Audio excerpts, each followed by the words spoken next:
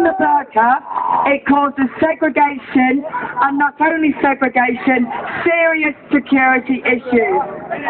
Those that wear the burqa, the hijab, and the niqab are showing their unwillingness to mix within the community in which they live.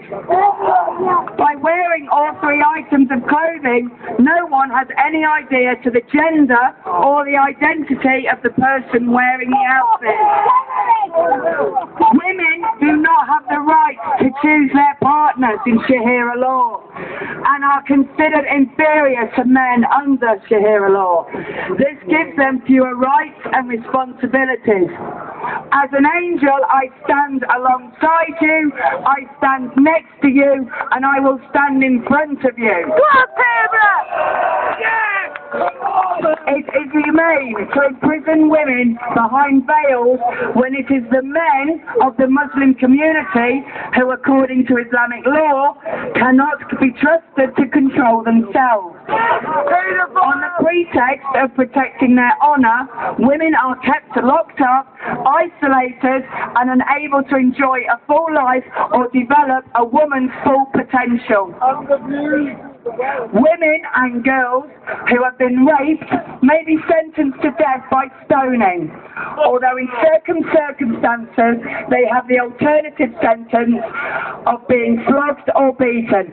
Personally, I'd say I haven't been fucking raped. Women who are raped are deemed to be the guilty party. The evidence of Muslim women is inadmissible on account of their weakness of understanding, want of memory, or incapacity of governing. Hang on, it stopped. Right. Female genital mutilation is also carried out under Sharia law. This involves the woman's clitoris being cut out to enhance the pleasure for men. Let's fucking bollocks to that.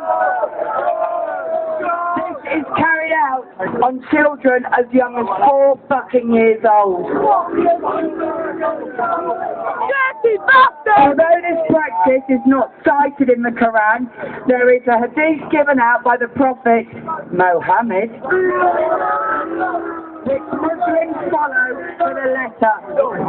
This is happening in the UK, as stated by the BBC on the 22nd of August 2010, when in London alone there were 350 cases of genital mutilation last year.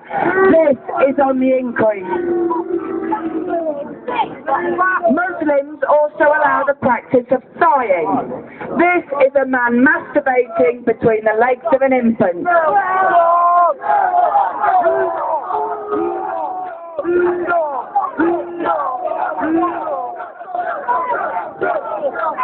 The practice of thighing is carried on by Muslims all over the world as it is allowed in the Quran and is approved by their imams.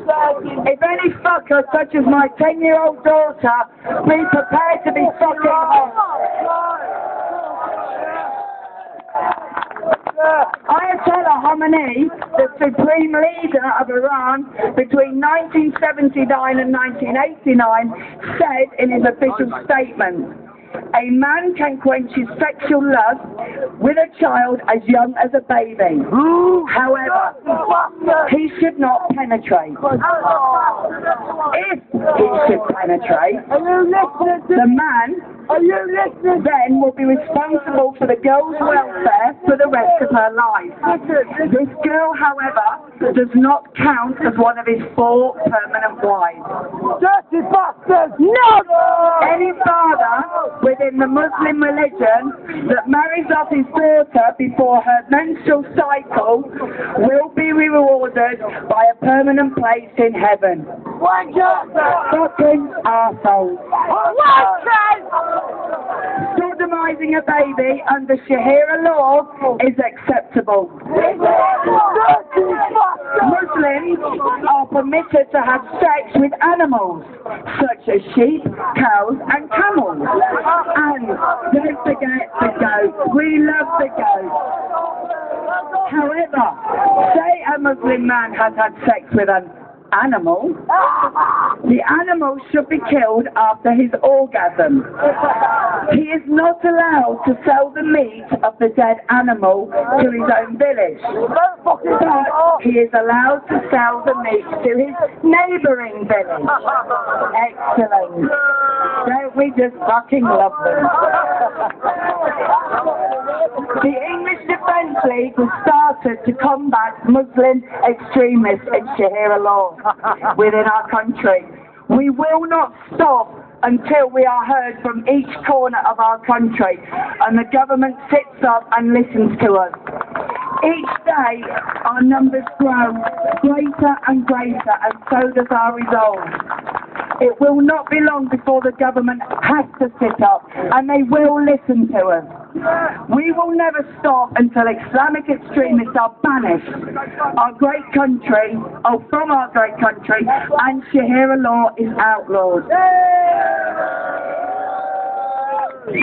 I would like to thank you all, every single one of you, for coming to Peterbourgh, my home, my city, the city in which I live, I work, my children's school here. I have friends all over Peterborough. Thank you. I am so proud to stand.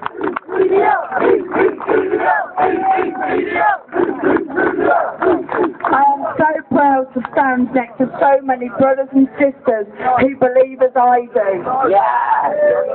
And also the time that it's taken so many of you to come here today at such a precious time, being so close to Christmas.